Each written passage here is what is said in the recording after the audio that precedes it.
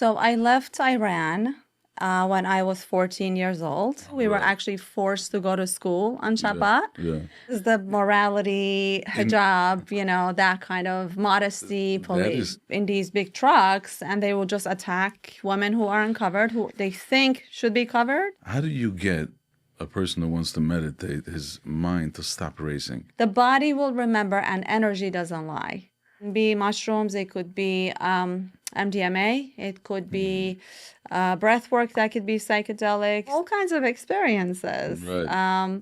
Going into past lifetimes, right? I myself have gone through a couple of past lifetimes that were very powerful. Like affirmations, like people love affirmations. Right. I am powerful, I am pretty, I am this. Right. So you have to go underneath all of that. Yeah. What if a child comes home and tells the mother, I have no friends?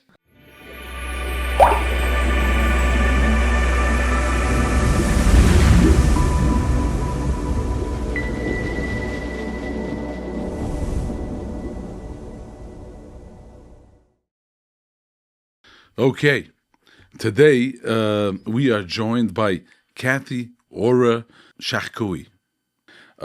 She is a licensed clinical social worker. She's doing lots of work in healing. She's a somatic practitioner who helps people reconnect their mind with their bodies. Kathy's journey is just as inspiring as her work. Growing up in Iran, of all places, and she became a healer. Kathy, welcome to the struggle. Thank you very much. Thank you for having me. Thank you. Thank you for coming. I want to first start with this story that you have, where you grew up. If you can share with us, what age were you when you left Iran? So I left Iran when I was 14 years old. Oh. And we kind of had to escape. No, so I didn't escape. There's a few of us in my family actually got visas after years and years of trying, and we were able to take a plane to Vienna as refugees, and we applied for refugee status, and we spent a couple of months in Vienna. My brother had to actually escape from the border illegally because he was soldier age, and soldier age boys were not allowed to leave because they could be used in the army. And after a couple of months, my father joined us. He had to pretty much sell everything back in Iran and, get and consolidate and all that. And then he just joined us, and then we all came to America. Wow. Now, 14 years, you remember pretty well what was going on. You had a childhood in Iran. Yeah. So my question to you is, was there a Jewish community? Like, was there a shul? Was that you were holding yourself together in Iran? Yes. There was a few shuls. There was a good, solid community of Jews. And they were not, so we didn't really grow up religious we weren't really allowed to. We were actually forced to go to school on Shabbat, which was very difficult for many families because there were many families that were trying to be Shomer Shabbat. And there was definitely a community, and there's a community today as well. Wow, still. Which town is that in Iran? So mostly Tehran, and then you have some other cities in Iran that also have Jews in them. Now, what was your experience? Do you have good memories? I mean, was there buses that took you to school? How was school? I mean, how was the food? What is, give us a little bit what's going on in Tehran, Iran. Yeah. So it's obviously a different country. It's a Middle Eastern country. Right. So everything is very different. Where do you want to start? I mean, you walk to school every day? So we actually took the bus. They have buses. They have city buses. Yeah. It would take me about an hour and 15 minutes every day, morning and afternoon. We didn't have school buses. We actually had to take the city bus from a young age. And do they serve lunch in school, breakfast? They did. They served, I believe I'm trying to remember, but I think they served breakfast. Yeah. And lunch we had to bring our own. Right. Yeah. And what time was school over? Uh, sometime around 4, I believe. Like it was a full day, It was definitely a full day. right? Yeah. And you had friends. Yeah, I had tons of friends. Right. Yeah. So you were integrated in the culture 100% over there. Absolutely. Because Yeah. that's all what you know. Yeah. Now, as far as the rules, is it as strict like the school is like? Because what we see on YouTube, what we see on the videos is, are they hitting the kids over there, the boys, the girls, punishments? What is going on over there? Yeah. So there wasn't that much of that during my time, but there was anti-Semitism. So I went to a quote unquote Jewish school where everybody was Jewish except for the most of the teachers and the administrators. And the people that were running the school were actually, I would say, pretty anti-Semitic, where they would make comments, they would, call you into the principal's office and pick on you for no reason. And yeah, there was a lot of that. And then you got a little bit older, but you probably know, and you had a lot of adults that you know, cousins, families, whatever community. They they rule with Sharia law in Iran. Was that at your time also? I think there was some variation of it, but not as severe as you would see in Arabic countries. Iran is not an Arabic country. Iran is something of its own, really. Right. They are Muslim and they are pretty strict after the revolution, but it's not what you see in some of these Middle Eastern Arabic countries where women have zero rights and they can't drive. And Right. yeah, It is a little bit different, but there was a dress code, right? You had to wear. The girls also, from what age did you have to wear, like, the hijab. yeah. So, generally speaking, from when a girl would look like they're developed. Now that varies because, you have a 12-year-old that's really looks like a child, so she can get away with it. But if you look more mature, then you would have to cover up sooner. Who's making these decisions? I mean, you have to show a birth certificate? Not really. It's just whoever, they have basij that goes around and they're actually in these big trucks and they will just attack women who are uncovered, who they think should be covered. These are morality police or modesty police. That's not the police department. This is something called this is the morality hijab, that kind of modesty police. That is fascinating. I mean, this is just an organization that's running around to keep the place tznius. Like this is the Va'adat tznius, right? Yes, except that it's really brutal, or you can actually be taken to jail, or you can be killed for not wearing. for not complying. For not complying with the law. Yeah. Now, what effect does this have on 12, 13-year-olds and on women? It's pretty harsh. We would have to learn to hide at a very early age. Although we were always told that we're Jews and we're not staying here and we're going to be out of here soon. Your parents kept on repeating that. Parents, the community, we pretty much all knew that we were leaving. So we didn't really get caught up into it. So we kind of just abided by the rules and sometimes we rebelled a little bit. You ever got caught, like you ever got in trouble with these Va'adat tznius chevra? Yes. So actually, when I was about 11 years old, I was always tall and overdeveloped. So my mother didn't see a reason for me to wear a hijab yet, but somehow we were once on the street walking and they stopped us and they were actually threatening my mother and they said, we're going to take you in and we're going to do whatever it is that they do. And we got really scared. And since that day, I always made sure to have a hijab. And would they have a place, like a police station, that they bring the people and they do whatever they have to do? Because this has nothing to do with the police. Like, yeah, they do. Thankfully, I never went there. I know people that were caught, and they would actually from the Jewish community, and also from the Muslim community. What did they bring back? What are they saying? They usually would get lashes. They would give you lashes according to what you did. It's unbelievable. Yeah. Stuff. And this is accepted and normal. It's been enforced since I was 3 years old. That's when the revolution happened. I was about 2 or 3 years old. Yeah, and these people who live there, and let's say they go through this, they move on with life like dinner time, like nothing happened? Yes. Well, they do. We do. We do traumatizing. what we have to do, Yeah. right? Except that we all have trauma. And you usually catches up with you as you get older. Yeah.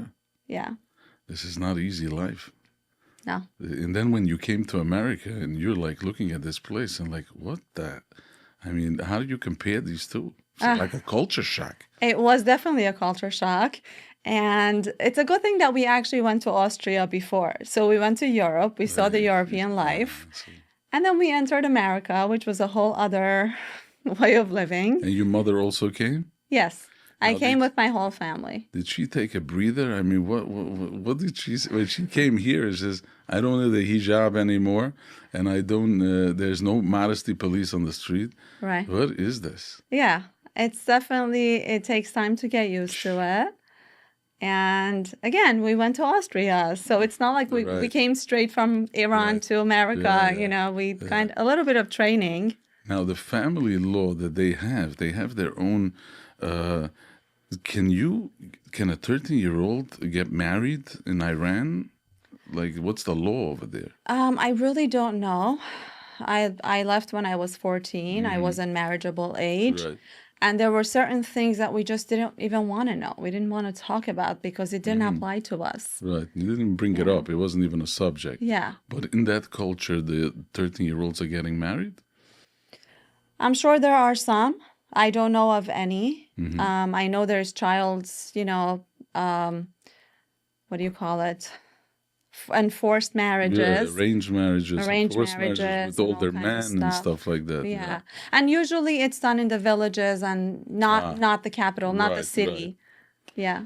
Now, also, alcohol, I think, is forbidden, right? Is that something? So there's no alcohol. You cannot find alcohol in Iran? You can find it Yeah, but underground. underground. So But we they don't usually put out alcohol on by a simcha or on a table. This is well, so we did Yeah. only because when my father made wine. right. And so, of course, it was hidden. We weren't allowed to talk Did you about guys it. make a seder, Pesach, and Yes, everything? we made So a then you seder. had We wine made Rosh and that- Hashanah. We did a lot of things, and we did have wine. We did have grape juice, and there were others who were selling alcohol, and they were, there was some Like drinking in all as other well. places, things are happening Yes. on the ground. Wow. Now, I read that, and I wonder if that's true, that people were snitching on other people also. So let's say this is this whole big community culture, and if someone is not sneeze or something, that will they call these police? And like people were like, Yeah, so usually the Jews wouldn't snitch No, on Jews. no, We no. all had each Right, other's right, backs. of But course. yes, if you had a Muslim neighbor who was anti-Semitic or not had like something what they see. against you, Yeah. if they heard something, they would definitely, they wouldn't hesitate. Wow. Yeah. Now, as a child, did you know about America, about Jews, about Israel? Did you know that there is a world out there when you went to school? Yes, we were always told by our parents that we belong to Israel, that one day we're all going to be in Israel. And that concept was always there, although it wasn't publicized. We didn't learn it in school. We weren't really even allowed to learn so much in school. Right. We just had one class for Judaism 101, and even that class was very censored. So the teacher was really scared, what she had to talk about. Wow. Yeah. Now, do you think that who you are today, that your childhood shaped you in who you are today, and also the work that you're doing as far as healing and somatic therapy, does that have anything to do with your childhood? Well, obviously, my childhood definitely had a big impact Right. because there was a lot of trauma. Right, right, And so when you experience trauma at any age, right. you have a choice whether you want to do trauma work, you want to delve into it and integrate it or not. Right. And so I kind of pretty much made that choice a while ago. And I had my own traumas even after Even when you were immigration. here, yeah. Even after I was married, I went through certain things. And so all of that stuff really contributed to what you're doing today. what I'm doing. So you're doing amazing stuff, and I want to get into it. Like, I want to go, all kinds of ideas, interesting ideas that you do. So first, I want to understand what is psychedelics, and I want to get into it a little bit. Sure. Now, you would call yourself a shaman? Would you call yourself an instructor? What would you call yourself? Because I know that you will practice with these plant medicine. Yes. In groups or in private, but it's all professionally done. What would you call yourself? I don't really have a term for myself. I would call myself a guide. Guide. It's just guiding people through the process of preparation for taking these medicines, whether they're plant medicines or psychedelic synthetic medicines. So I would actually help the client prepare them so that they can go inward, sit with discomfort, and then I would take them through the journey. And so that journey would be sitting with them for an entire day while they're under medicine. And then after that, we will probably do a couple of sessions of integration. This is what we call integration. And so integration is going to involve going over what they saw, what they experienced, what they felt, if there was traumas coming up, what those traumas were. And it can go as far as going into past lifetimes. If they saw something on a past lifetime, what was that like? How does that relate to their life now? It's really about integrating what we saw, what we experienced into the here and now, right now. Like, how does that relate to my life at this moment, right? All of these little nuggets, these learning experiences, how do I now integrate them into the healing work that I'm going through at this moment? Now, and so what you're trying to do is to interpret what they saw. You're trying to make sense of what they tell you they saw, and you're trying to put it together with their life now and see how it can get them out of, let's say, a place that they're stuck or... Well, so it's not so much about me interpreting. It's more really about me guiding them into their own experience by telling me or by writing down what it is that they saw or experienced. And then by kind of like talking it over and discussing it. And if I feel that there's something there that needs to, that they need to delve into more, if I get that intuitively, then that's where I will guide them. And that includes shadow work. It includes, all kinds of different therapeutic. IFS is great for integration. Now, where's this taking place? Is this outdoors, indoors? It really depends on the journey of what the person is experiencing. And I do love outdoors though, and most of my clients do too, because the nature is just provides with so much healing by itself. Right. And are you talking about mushrooms also, like natural plant? So I don't really want to get into the details of it, but yes, it can be mushrooms. It could be MDMA. It could be breathwork. That could be psychedelic. So the breath is actually medicine. It's our own medicine that we produce every moment. Right. And it can also be used in a psychedelic journey. Now, what is some stuff that you heard from the clients that they saw? Like colors, trees dancing? Yeah. What? It's very difficult. So if it's kind of hard to explain this to someone that doesn't have the experience, because it's kind of like you're trying to experience something that you're experiencing in the third eye or in a different dimension in this dimension. It's kind of hard to put it into words. It's something you cannot necessarily understand with the brain, right? Using the mind, but it's something that you kind of have to understand through the soul, or not through the intellect, but through the heart, rather. Does that make sense? Yeah. And I've had people have all kinds of experiences going into past lifetimes, right? I myself have gone through a couple of past lifetimes that were very powerful. Wow. Yeah. People shared that they see Hashem. You can't see Hashem, but you can feel Hashem. I understand, but I'm trying to figure out, because when they say they saw Hashem, or they came back and they saw whatever they call Hashem, is what did they see? A fire? Did they see did they see? It's not necessarily a thing that you see. Again, it's just a something third eye. that it's a third eye feeling. It's not so much. It's not the chachma level. It's the bina. Right. It's the feeling. It's what you actually see with the third eye, which you cannot explain with intellect. Yeah. Does that make sense? Right. Yeah. Right. Yeah. But when you talked about you saw your past life, what did you see? Did you like what you saw? Did you? Does it make sense to you that and you're 100% certain that this is it? So when you go in a psychedelic journey, you see many things. Right. Not everything is the truth. So how do you differentiate from the truth? So I happen to be very intuitive, and so I know how to kind of tap into the intuition to know what I'm seeing is the actual truth of something that's actually happening to me or not. So, which is something that I've actually had to work on, right? It didn't come to me overnight. Right. It's a process of meditation, hypnotherapy sessions, breath work, plant medicine journeys, and I'm still working on this every day. Right. It's really a process. Right. But I've definitely seen some very powerful... Were you surprised? No, I was not surprised at any of them. It just made sense in your head that this was it. Yes.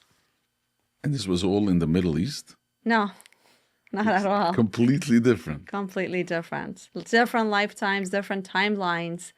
Different areas. Do you really want to hear about this? Is this Gilgulim? That's what you're doing? So Gilgulim, I think, is a different concept. It's a different concept. So because you can come back, right? You can come back as different characters. Yeah. But you're saying this is something else. Let's say if you're in the Middle East, now we know that you come from the Middle East now. Yes. What would you say? Would you share which place one place that you think that it makes sense? Egypt. Thousands of years ago. Yes. It resonated with you, and absolutely. You're totally fine what I with saw, it actually made you feel good? It gave me a lot of clarification and validation, because it also showed me what I was and what I had been doing in those timelines. And the idea that I'm kind of doing the same work now, it gave me a lot of validation and a lot of reassurance and a lot of inner chizuk in a way. It's like a lot of like that warm feeling of, that's great. Now I know why I'm doing this. Because now I'm kind of getting closer to that timeline. You know, it's different timelines that we have to kind of compile together and integrate, which is what makes us who we are. You are not just sitting here as Joe. Right. You've lived different timelines. Right. And so you can integrate those things. You can get to know them if you wish, but if you don't want to, that's your choice too. Was it in the time of Yetzias Mitzrayim? Before that. Even before that? Yeah. What was before that?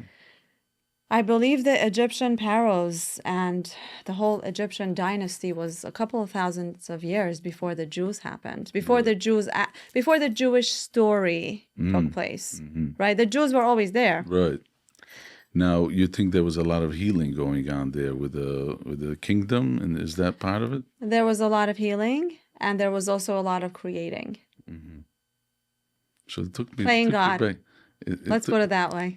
It took you back to that place. That's fascinating. Yes. It's literally fascinating stuff.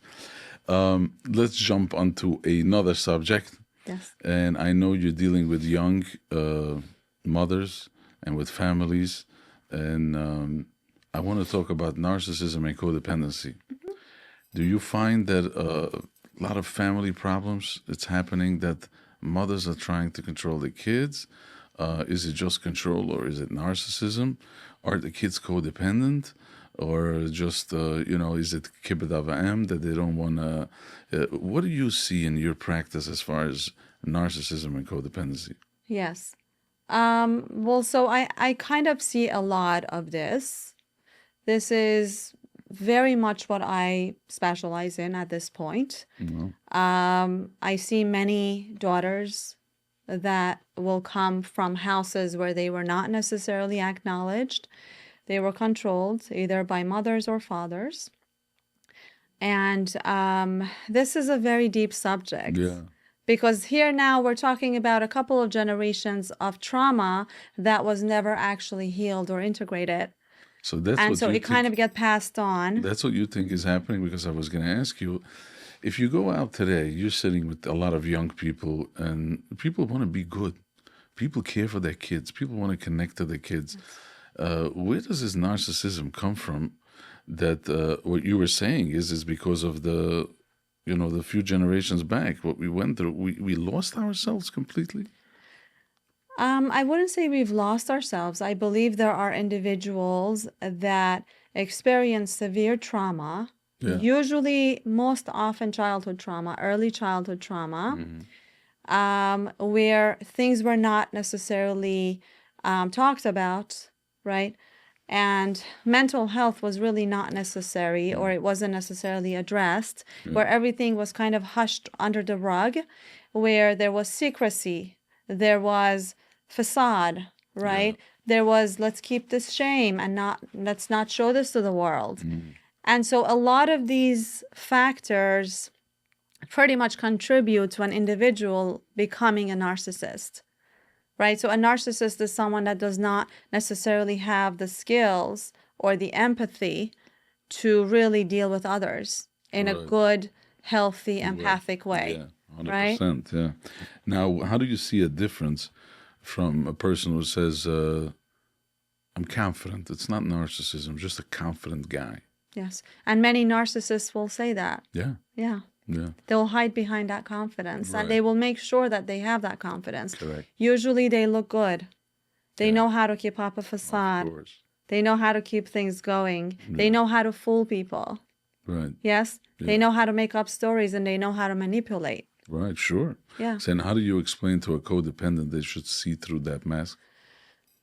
You cannot explain this to a codependent. I believe that a codependent actually needs to go through this experience in order to come to the point where they need to see within themselves that something here is not okay. Right. Right? And most often, codependents have to lose their sense of self to really get to that point. Wow.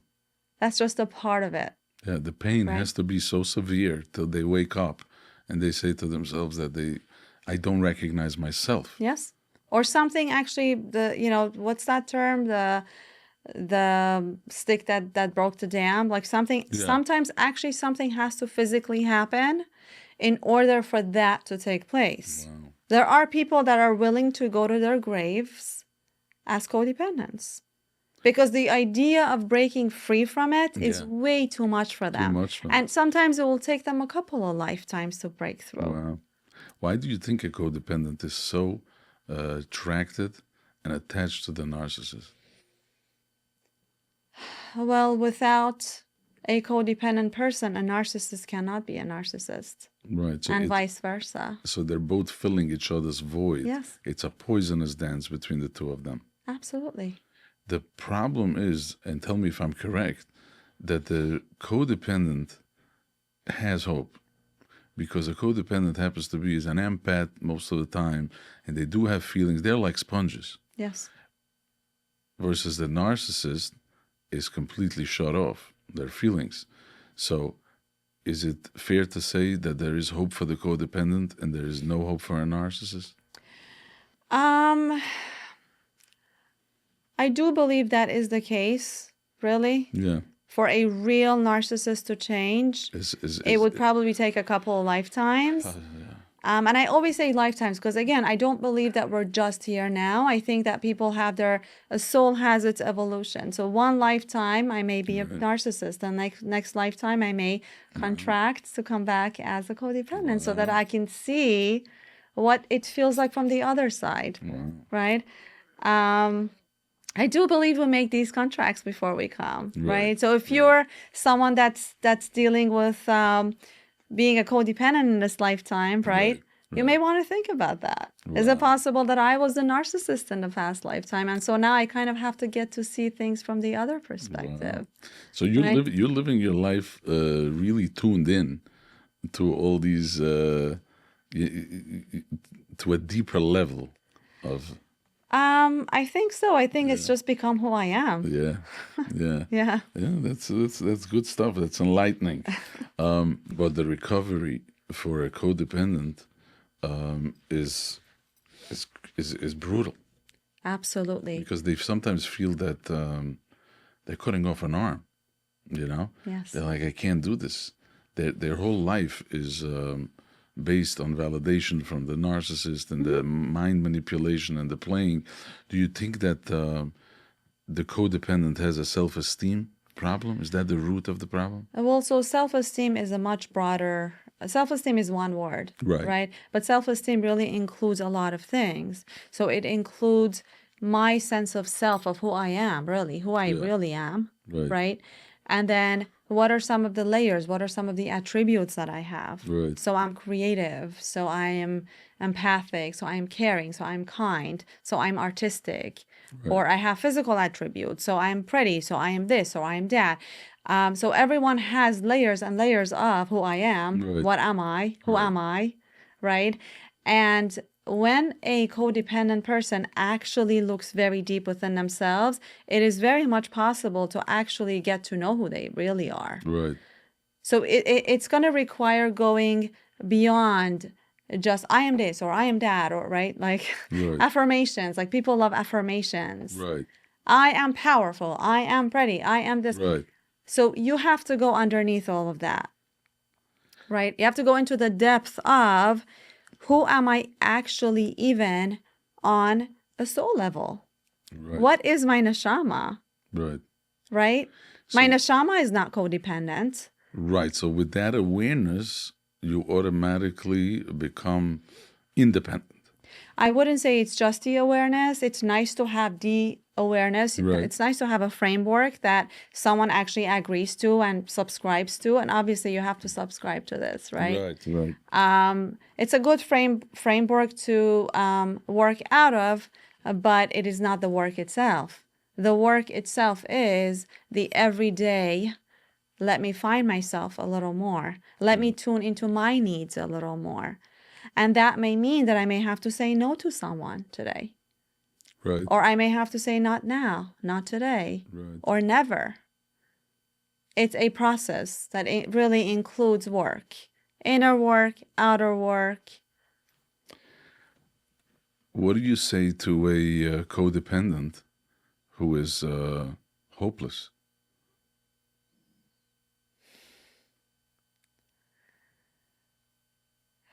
There is a lot to say. Yeah, because I would personally, I would acknowledge where they're at, right? Sometimes the hopelessness and the helplessness is very much the very thing that got them into codependency to begin with. So I would actually work with that. I would work with the helplessness. Let's go into the depth of what that is. What is that really?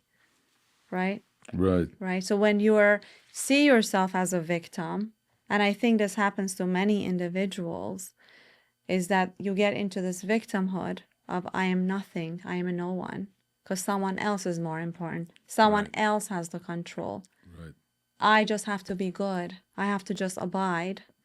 Right? And so after a while, you lose your own sense of autonomy. Right.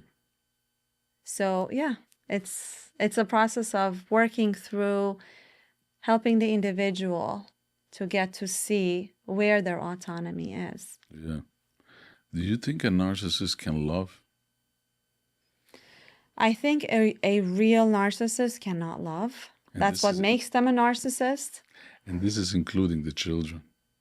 Absolutely. It is, it's mind-boggling because people ask me all the time, and I deal with this a lot also. I deal with people with narcissism and codependency, and they're telling me, what do you mean, a mother doesn't love their children? The answer is no. The answer is no. And to hear that is it's very blunt, it's very harsh, yes, but it's a sad fact. Yes, and people have a lot of issues with it because if you're programmed to believe that every mother loves their child and everyone must respect their parents no matter what, or everyone must respect their husband or their wife no matter what, right? Death do us apart, right? If we go in with that mentality and we have that kind of programming, then how does anybody get away from living or being with a narcissist or having to deal with one, right? Even an ex-spouse that could be a narcissist. Yeah. Right? So... And I feel that education is missing, that people, you said it perfectly, people think that for Shalom Bayis, they'll do everything. You know, I have to make the marriage work. This is number one priority. Now, if you're dealing with somebody who has a personality disorder, and a shrewd one, and a person who knows how to manipulate, will use, we have to make the marriage work. Is this number one priority? So he will control the other person and manipulate the other person any way, shape, or form that he or she wants, under the name of Shalom Bayis. Absolutely. And under the name of, let's keep this going. Right. Because I need you more than you need me. And the narcissist always needs the codependent way more than the codependent needs the narcissist. Right. Because the narcissist's biggest fear is, do you know what it is? What is it? Abandonment. Yeah. Underneath all of that, right, the biggest fear that a narcissist has is, what if this person leaves me and no longer needs me or doesn't worship me?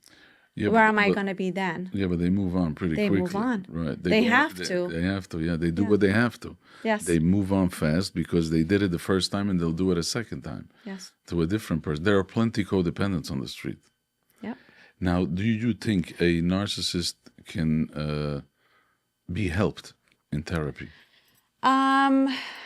I think there are some that can be helped depending on the degree of narcissism. Right. If there is an element of actual empathy there or something, I believe that it can be helped. And I've actually, believe it or not, I've seen plant medicine do a lot of amazing work with narcissists. Wow. Because it can actually flip the switch in some way or form. I've seen ayahuasca do amazing things when it comes to narcissism. So that I can say. But this is something that people really will not understand unless they have actually experienced it firsthand. Right. It's really difficult to explain to a person what real narcissism is if they have not actually never experienced it. They will push back. They will not understand. This is a part of the challenge of a codependent. There's an element of, no one understands me. No one will really understand what I went through or what I'm going through. And yet, I have to step into me and hold space for me. I have to learn to validate me, even though many people are not understanding me. Right. That's the part of the work. That is the work. Now, as far as you know, men versus women, or is it a 50-50 narcissist? And I don't know the statistics. Yeah. But it just happens to be that I've seen more men who are narcissists. Right. Maybe because I work with mostly a female population, so I will have clients that will come in with narcissistic husbands. Right. But also real narcissists will never go into therapy. Right. And also, but I know there are women also who have these these personality disorders on a big level. Yes. Yeah. As far as you're also, one of the things that you're doing that I want to throw out there is peer relationships. That is, this is about friends and in school and in life, or this is also in homes, like, sisters, brothers. Yeah. So a peer relationship is really, has a lot to do with the social setting. Right. I would say. Right. So a lot of people that are having problems with their, relationships outside of the home, friendships, teenage friendships, right? Even older teens, 18, 19-year-olds. So you find that this is a huge topic that kids, teenagers in schools have serious relationship problems. It's like a lot of politics going on between the girls. This is how they grow up. But what is your experience? What did you find something that is that you see between teenagers that could be severe to or good advice of how to build relationships at a young age? Yeah. So what I see in my practice is a lot of drama between girls, teenage girls. And also as a mother of teenage girls as well, I see a Right. lot of drama happening where you will have cliques, even Right. within one school system, Sure. you will have cliques of girls that are from this town versus girls that are from that town. Right. Girls that grew up together or girls that are trying to make friends and they feel left out, Rejected. rejected, left out. They may not be as popular. They may not be as pretty or rich, or they may not have a beautiful house to host people in, and so they may feel less than. Right. There's a lot of that as well And within the this affects community. them, this is traumatizing for them. Like, it's building the person. You're in the middle of growing. It's your first 20 years. And you feel that this has a huge impact on people's personalities? Yes, absolutely. Wow. Because if you know about the stages of growth, right? Like Erik Erikson talks about the different stages of growth. The biggest thing for a teenager is socialization. Yeah. And having a social group, a peer group, right? So if that peer group is not supportive, if it's non-existent, or if it's traumatic for a teenager, that can absolutely affect a person for the rest of their lives. Wow. Yeah.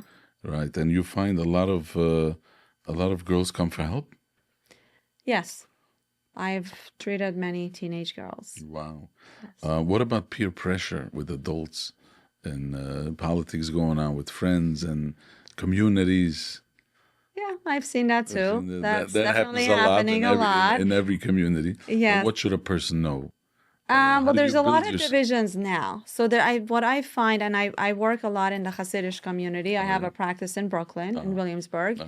And so I would say the majority of my clients in our practice are Hasidic women.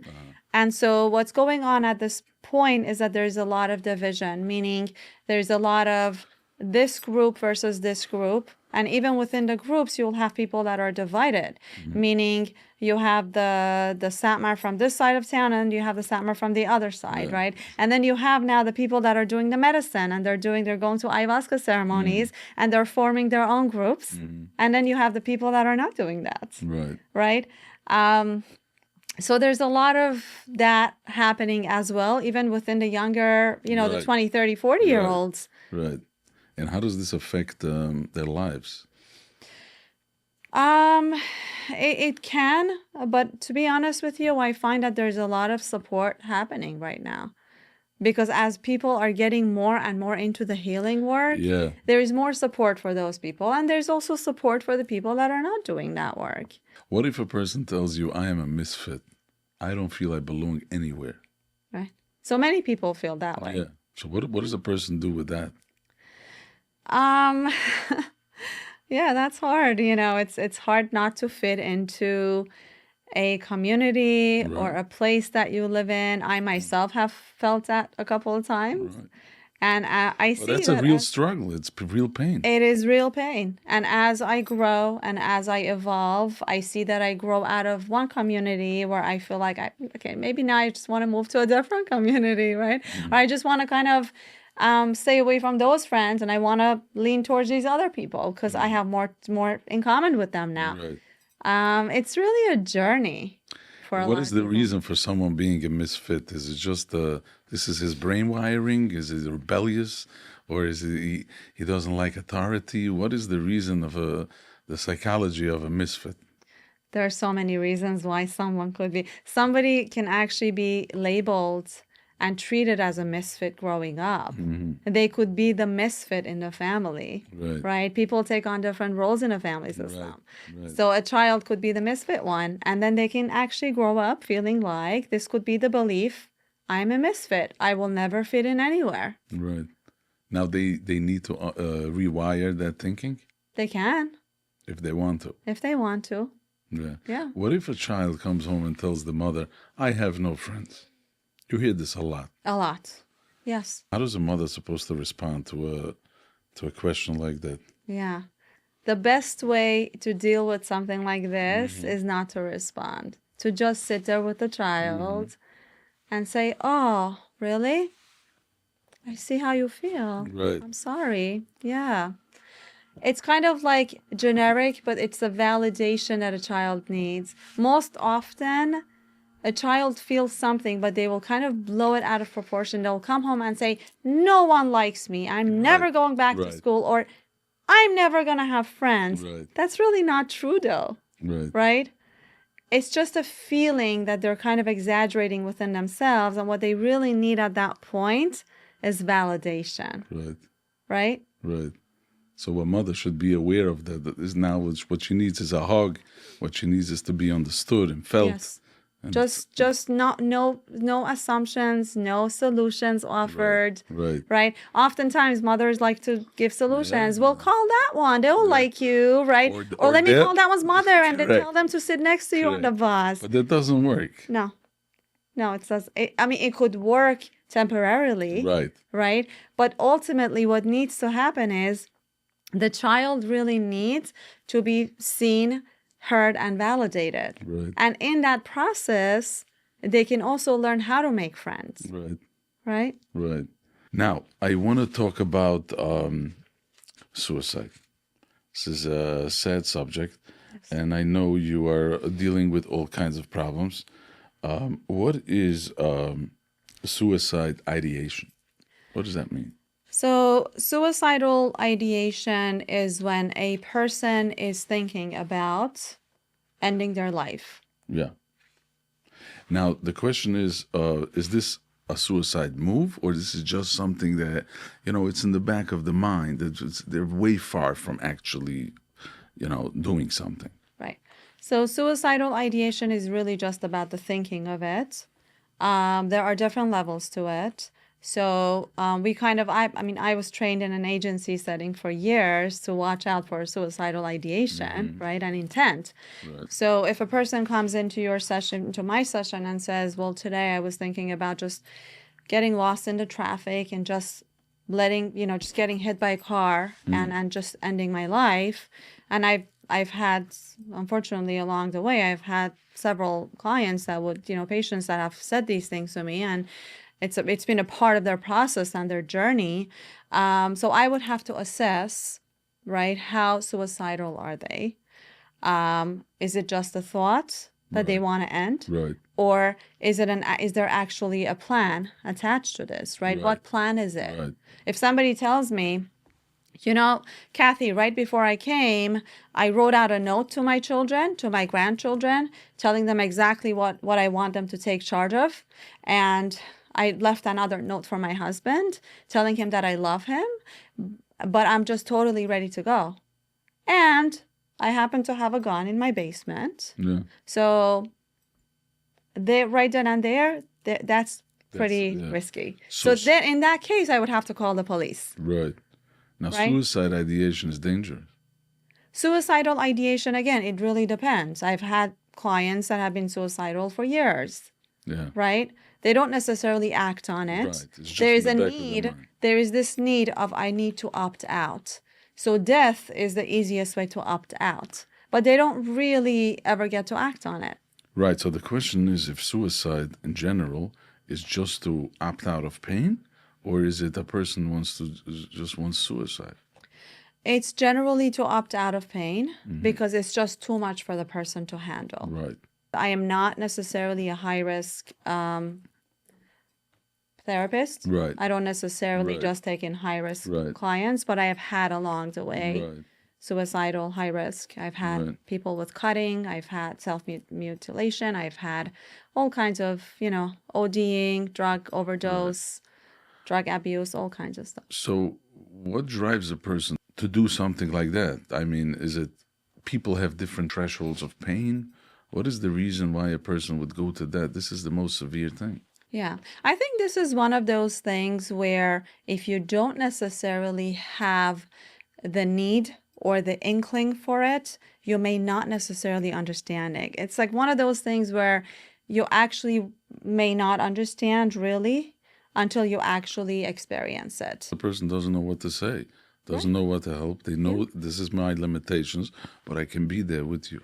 Yes. And it's very scary to people, right? I have colleagues that do not even take high-risk They clients. don't, yeah. They would make it known, I do not deal with the suicide. I do not take, and because they're scared, they don't know what to do with it. And they also don't want the liability. Right. It's a liability. Yeah.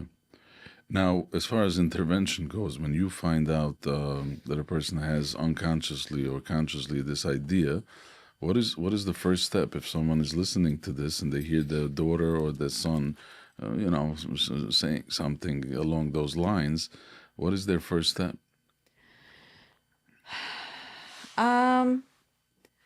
Depends how bad it is. Depends how severe it is. Sometimes if it's really, really severe, you just have to call the cops, right? Right. The person has to be hospitalized. They would have to go into the psych ward. They would have to be assessed. And most often they're put on medications to stabilize them, mood stabilizers, right? SSRIs. If it's not severe, and if it's something, let's say if you're a parent and your child is telling you this, right? So the question is, what do you then do as a parent? Right. Right? Right. Because you don't want to take them too seriously. You don't want to freak out. Right. But you also want to not, also don't want to ignore them. Right. You also don't want to brush it under the rug and say, well, that doesn't exist, or don't talk about that. It's dangerous. So what does a parent do? So a good parent actually sits and listens and holds space and supports. And sometimes it would mean that the parent themselves is going to have to do inner work. Yeah. Yes. So if you have, let's say, a parent that cannot even hold space for themselves, then chances are they won't be able to hold space for their child. Wow. Right. So I know many parents that actually got into healing work because of this. Because of the children. Wow. Yeah. No, but this is huge what you're saying right now, because, it's one thing that there is help out there, but parents have to know for you to be a vessel to help these kids. Yes. So that puts a lot of pressure on the parents also. Yes. And by the way, this is one of the reasons why I love working with young women and mothers, because when you help a mother, right, that has children, you're helping the entire family. Of course. Right? You're teaching someone, you're guiding them into themselves where they get to hold space for themselves. Yeah. In every extent, whether they're sitting with traumas they have never dealt with, whether they're going through something at this moment, but they don't necessarily know how to sit with that discomfort, right? So when I work with mothers, like, this is my thing. It's beautiful because you get to actually see the entire family transforming. Yeah, it's amazing, fulfilling work. Yeah. Yeah, that's beautiful. But did you ever notice that someone struggling with suicide thoughts to recover fully and never go back there again? Yes, I've had few clients that fit that description. Yes, I had a client a couple of years ago when I first started private practice, and she came to me straight from the hospital. At that point, I was taking insurances, and so I was getting referrals from hospitals and clinics. And I got a referral for this young woman. She was in her 20s. I think she was like 26, newly married. And she came to me with a bunch of scars on her arm. And as she sat down on my chair, she started telling me that she was in the psych ward for 30-something days, and she was being stabilized for suicidal intent. She actually had tried to kill herself, and that's what those marks were. And so once we started working together, she started, doing trauma work, going back to her childhood. And then she had to address the situation that she was in at that moment with her husband. There were some issues there, some trauma there. And I would say I haven't actually heard from her for, I would say, 2 years now. But when she left the practice, when she actually ended with me, she was in a very good place. Wow. She did a lot of work. Wow. Yeah. I want to understand, what is somatic work? What is that? Explain it. Sure. Somatic refers to anything that has to do with the physical body. Okay. Soma, I believe in Latin, means the body, and sensation. So somatic work is really about going into the physical body and seeing what is happening, what sensations are there, what the person is experiencing, how they are related to the person's emotions, because we do keep emotions in the body as well, and they show up, the body shows those up as sensations and symptoms, physical Like what? symptoms. What kind of symptom? So it could be something as simple as a heart racing, it could be something like a headache, or it can be something such as a heartbreak that a person can actually feel in their heart. Or it can be, God forbid, something as cancer, which is a compilation of sensations and feelings that have not been integrated. Right. So what we know so far is that therapy is in the mind. Go talk to somebody. Get it out of your system. Somatic is, what you're saying is that the mind and the body, soul works together. And you can't ignore the body. You can just not focus only on the mind, because it will have an effect physically. It will have an effect on you. Absolutely. So whatever it is that we are experiencing as humans definitely becomes a part of the, the sensations in the body, and those emotions are actually processed through the body. Right. So we have different chakra systems, and we have different organs. And Kabbalistically, we have, the Sephirot. Right. So all of that integrated together really equals where we're keeping the experiences in the body. Right. So, so let's say if someone has shame or fear, and where can that break out in the body? So shame and fear are actually very low frequency feelings. Mm-hmm. Shame is usually stored in the root chakra, I would say, mm-hmm. which is somewhere down here. Mm-hmm. Sometimes even in the heart. Mm-hmm. And fear is also, I would say, is very much in the root chakra. And generally, when people are fearful, they'll feel it in their stomach, right? We get that the butterflies or... So you're saying every emotion that a person has who thinks his mind is bothering him, which it does, it also 100% affects his body. It's just we ignore it, or we were not aware of it till now. I mean, people are like, they're going to a therapist, they're taking medication, to calm down. Yes. But there's not a lot of focus on the body. Yes, and so I just have to share that I started out as a regular therapist, right? So I went to social work school, I graduated. I had to work for a bunch of agencies before I got my hours done. And then I started private practice, and I was still practicing talk therapy for many years. Until I actually had traumas. And when I started doing trauma work, I realized that talk therapy does not always help. Right. As a matter of fact, sometimes it can be unhelpful, because how much can you talk about the same thing over and over again without actually synthesizing, without actually bringing it into the heart and integrate it into the part of the learning experience, so that then you can actually release it.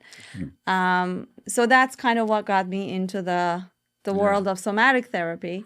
Because I think the Rambam, and I think even in Chinese medicine, they look at the whole person. It's not something, because what I noticed is that a lot of doctors, physical doctors, will not talk about the mind, and they will not, they just, they do what you came to them, they do their profession, and that's it. But in reality, it's a whole big combination.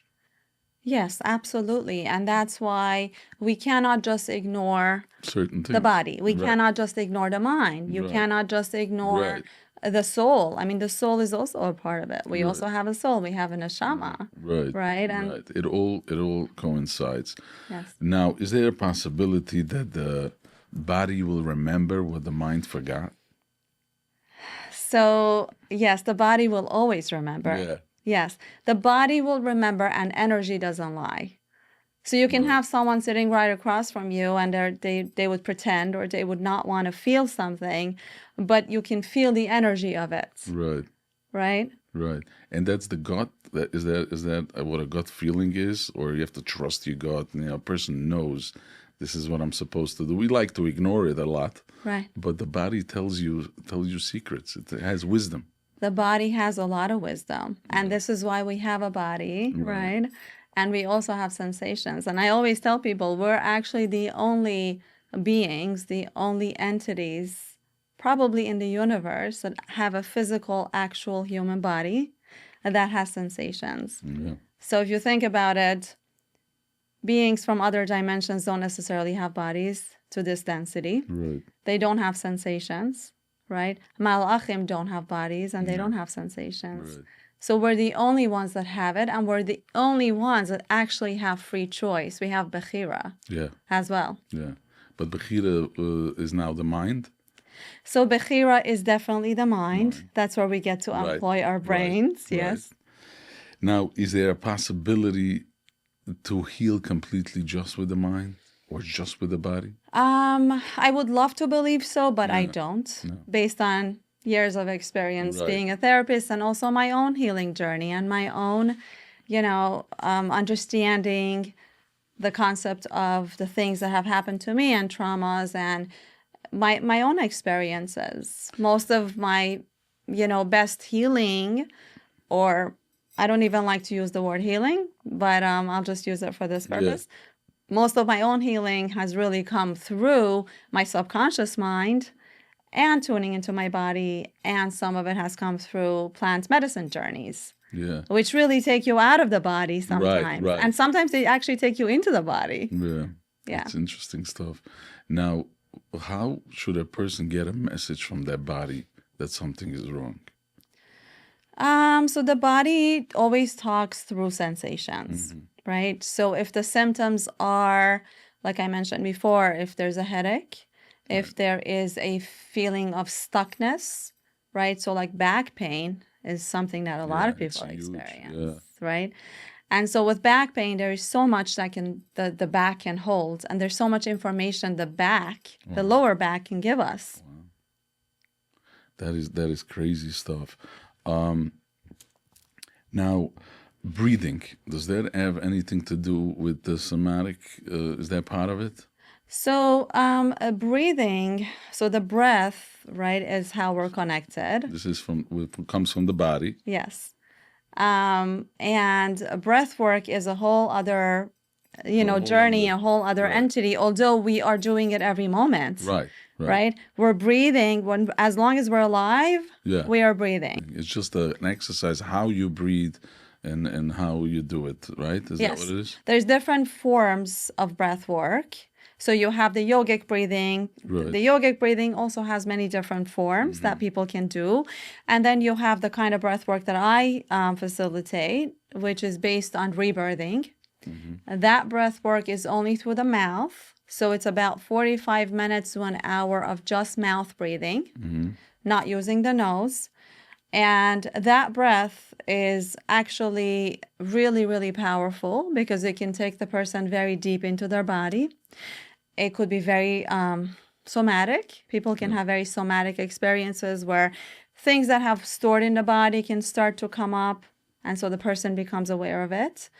And it can also be very psychedelic. So it can open up the third eye, and a person can get visions. A person can connect to a higher realm from breathing. Just by breathing. That is fascinating. Yeah. So let me ask you, somatic therapy that you're doing it one-on-one, or this is groups?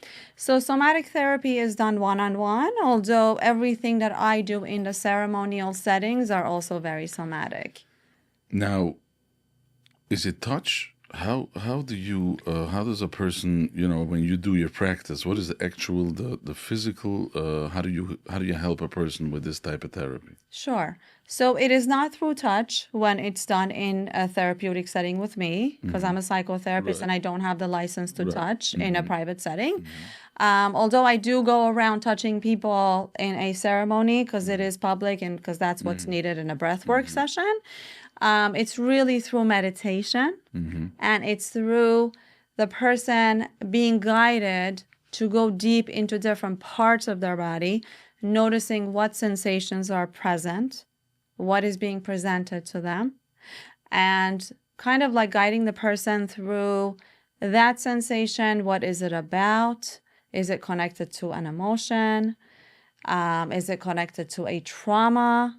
Right? Really, it can go very deep depending on who's guiding it, who the client is, and how ready they are to really go deep within themselves. You were mentioning meditation. What is the difference from meditation to relaxing? So relaxation could be done through meditation. Meditation, generally speaking, although it comes in many different formats, generally it really refers to a person going deep within themselves and just kind of like having that inner experience. So it could be done through a meditation with the eyes closed, or it can be done even through a breathwork session. It can be done through dancing, where a person can actually get into a flow. So we're talking about a flow state, right? Where the theta state kind of takes over, and there's not much thinking, but there's more of that feeling, or there's that flowing, if that makes any sense. No, I say it's all interconnected. As far as relaxing, but let's say in meditation, how do you get the clients, a person who wants to meditate, his mind to stop racing? Because if you tell the person don't think about this or do think about that, you get into a fight with his mind right now. How do you get them to a place? I don't know, thinking about a yellow ball. I don't know. But how do you get a person to quiet their mind and focus or not think? So you don't. Okay. Yes, that is definitely not how you get someone to meditate. Okay. As a matter of fact, when you start to meditate, you want to pay attention to the thoughts that are coming So up. you're making him think instead of not making him think. Not necessarily making them think intentionally or intentionally, but it's more like allow the thoughts to come and don't entertain them. Let them come and pass. If you really do want to entertain it, you can let yourself do that for a moment. But don't get stuck in the thought. Don't go with what the story of that thought is and get lost in there, because then you're not an observer anymore. Right. You are now a participant in the story, right? So and by the way, there needs to be time for reflection as well. Right. So meditation is not, for me personally, is not just about let me close my eyes and just go into a higher dimension. It's about I'm going to close my eyes, and of course I'm going to have thoughts come and go. Of course I'm going to remember that I have to take the cake out of the oven in 20 minutes. Of course I'm going to, right? Of course my daughter is going to knock on the door and say, "Mommy, are you ready yet?" Yes? So it's not about I'm not going to think. It's about I'm going to allow the thoughts come and pass. And then I will see what else I'm going to go, where else I can go, right? And then maybe I want to focus on the breath for a while and just do that for a few minutes. And then maybe I want to actually focus onto the body and see what is stuck there, what needs my attention, right? Right. But in yoga, they want you not to think. Is that a place? Where's the place where they want you not to think? Yeah. So you can get to that space of not thinking if you really devote yourself to it. That kind of meditation is amazing too. It's usually done in a monastery where they actually tell you to get rid of your mind, get rid of your ego, and just put everything to the side, or just let everything dissipate. How does that work, though? It does work because when you devote yourself over and over to this practice, you learn how not to attach yourself to thoughts, right? So after a while, you can get there.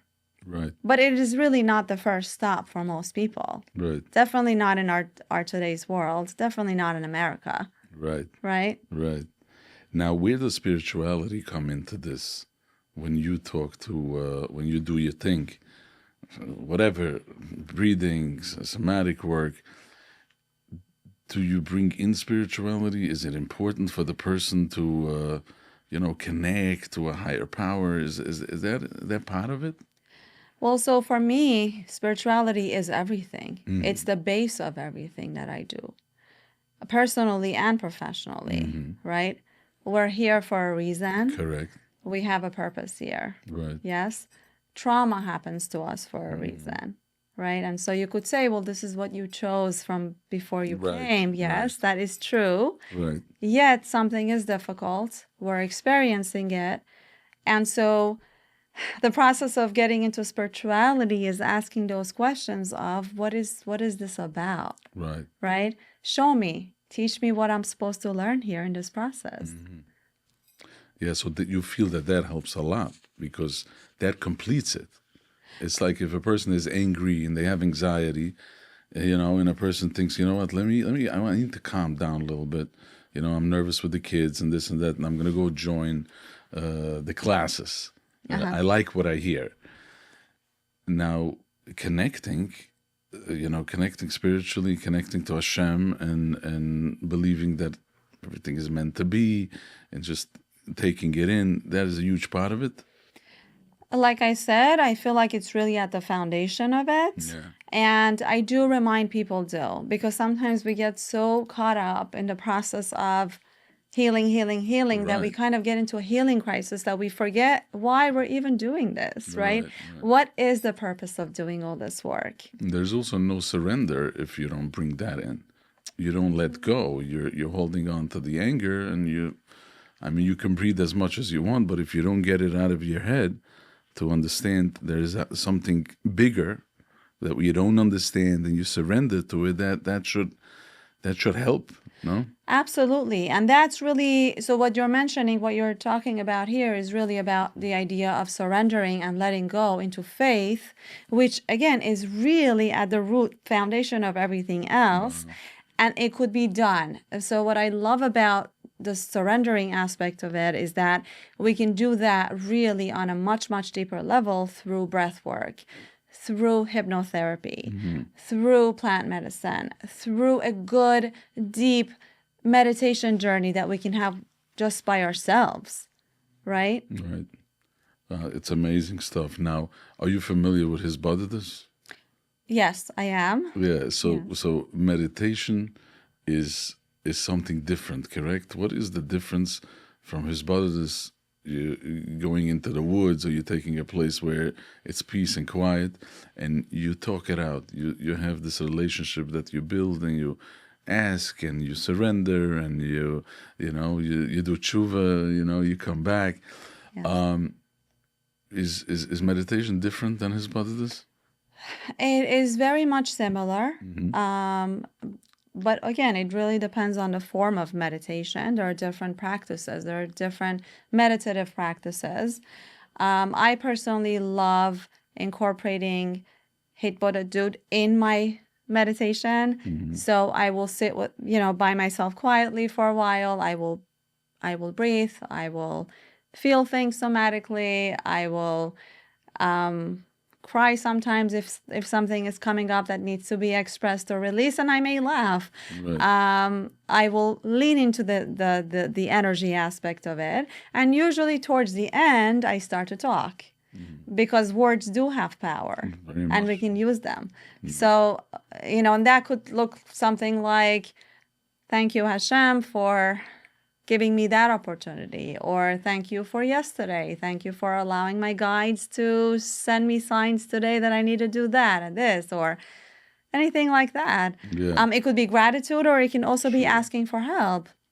So a lot of times before ceremonies, I will literally actively ask Hashem, please show me where I need to go today. Right. Put the right words in my mouth So people can connect. so that I can say the right things. Yeah. And That is real as Bhagavatas. Before you do anything, right. you ask the Rebbeinu Shalom to give you the power, and you should do Yes. That's to me, that's also like prayer. It's almost like bringing the words into power. I feel that it's so much more powerful when it's done with the eyes closed, when you're in that relaxation state, because that's when you can actually get to connect it to your energy, to your soul. Right? Because if you just go into that prayer just right off the bat, sometimes it's more of a lip service. Right? Yeah. We want things. We ask for things. Right. Is it anxiety ridden? Who's the clientele? What kind So of my pains? clientele are pretty much, I would say, mostly women from teenager and up until 50s. Right. I've had a few older women along the way, but not so many. Mostly in their women, mothers in their 20s, 30s. Those are the people that I pretty much attract. Although I've done co-ed ceremonies as well, ceremonies for couples. What kind of problems do teenagers have that they would want these relaxations? So the ceremonies don't necessarily attract teenagers, but I do work with teenagers in private practice. And so in that sense, we're talking about somatic work, we're talking about reframing, shadow work, IFS. These are teenagers who had trauma, or they're just very much in tune to themselves? So it's interesting. Most of the teenagers that come my way are actually very sensitive, intuitive, highly empathic individuals that are not necessarily understood. Things don't make no sense to them. Things don't make sense to them. Life is not fair. Yes. Some of them have started acting out because they were never seen and heard and understood, whether by parents or the community. Right. And so they themselves are not aware of this yet. So when I take someone like that in, usually the first couple of sessions include, what are we working with here? Who are you? Not just who are you as a person and what are your symptoms and why are you acting out, right? It's about who are you as a soul and how is that showing itself up how are you showing up in the world? Right. Yeah, those are very good stuff. Now, meditation, whatever, is this a daily thing that you would recommend to people to do? Absolutely. Daily. I think everybody needs to meditate daily. And I think the biggest lacking that we have in our community and in our schools, in the yeshiva systems specifically. They don't talk about this in yeshiva. That it's really not addressed. It's not talked about. It's not a part of something that we practice with our children. It's not something we teach. And I think that if we do, there's going to be a huge change in how we learn about ourselves, how we conduct ourselves from an early age, right? Sure. Rather than waiting for problems to arise later on. Fix it, yeah. And then having to do symptom control, right? And that the medication and the medical system getting involved unnecessarily. Why do you think they don't do that? Why are they only focusing on education and, in the yeshivas it's learning, a lot of learning, and with the girls also. But they don't talk about emotions and feelings and...